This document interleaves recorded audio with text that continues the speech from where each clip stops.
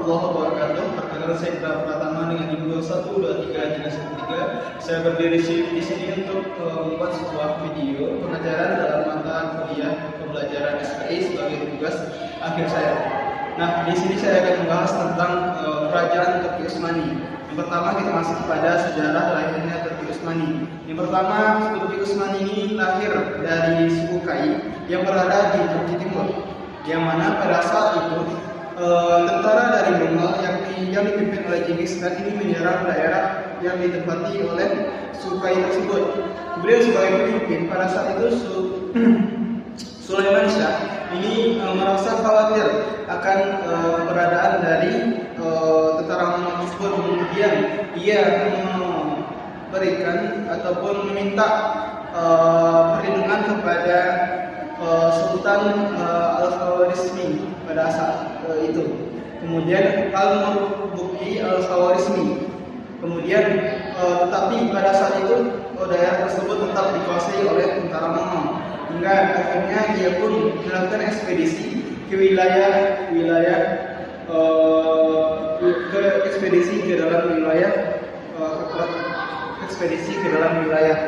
yakni pada saat ia akan mengisi kota Syam, itu perjalanannya terhambat oleh bentengan laut yang luas, yakni seperti Sungai Efrat, yang pada saat dia mau menyeberang itu datanglah banjir hingga menghanyutkan dirinya dan meninggal dunia. Kemudian dari anak dari Sulaiman Shah ini ada 4 orang. Pertama orang anak, diantaranya ada Sepur Takin, Togday, Ertugrul, dan Dandan. Nah, dari keempat orang anaknya ini ada yang melanjutkan ekspedisi ke wilayah asalnya dan ada yang melanjutkan ekspedisi ini ke Asia Kecil. Nah, 2 orang itu adalah Ertugrul dan Dandan. Nah, pada saat perjalanan pasukan dari Ertugrul ini memilih dia sebagai pemimpin. Kemudian ia pun juga menetap di wilayah yang dikuasai atau dipimpin oleh Sultan Aladdin I, yang mana pada saat itu Sultan Aladdin I ini berperang dengan Bizantium atau disebut dengan Turki Timur. Kemudian ia pun berterima kasih kepada Ertugrul dan memberikan wilayah kepada Ertugrul tersebut. Kemudian pada tahun 1269 Ertugrul ini meninggal dunia dan kedudukannya ini digantikan oleh putranya yang bernama Osman.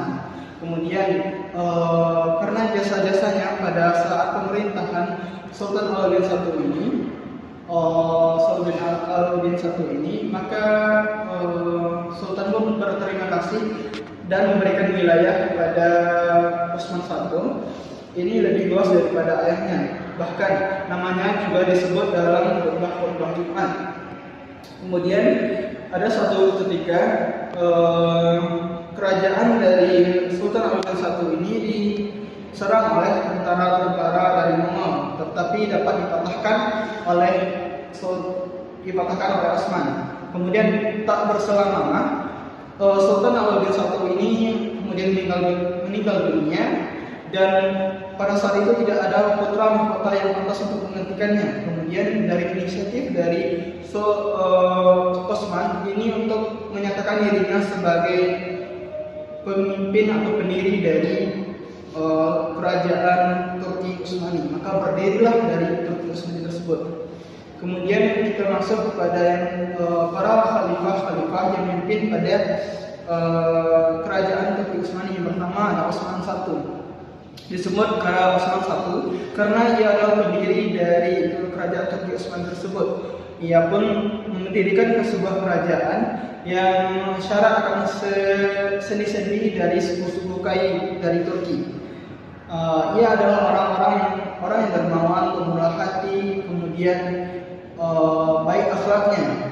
Kemudian masuk yang kedua itu ada Murad I.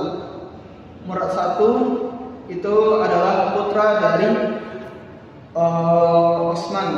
Ia pada masa Murad ini, wilayah Islam sangat luas sampai ke Asia Kecil. Kemudian pada saat itu Murat I juga mengadakan ataupun membuat sebuah bendera yang benderanya itu berwarna merah. Kemudian di tengah-tengahnya ada bulan sabit, dan di bawah bulan sabit itu ada sebuah pedang yang bernama pedang Zulfikar, yang mana pedang tersebut adalah pedang yang pernah dipakai oleh Khalifah Ali bin Abi Thalib. Kemudian ada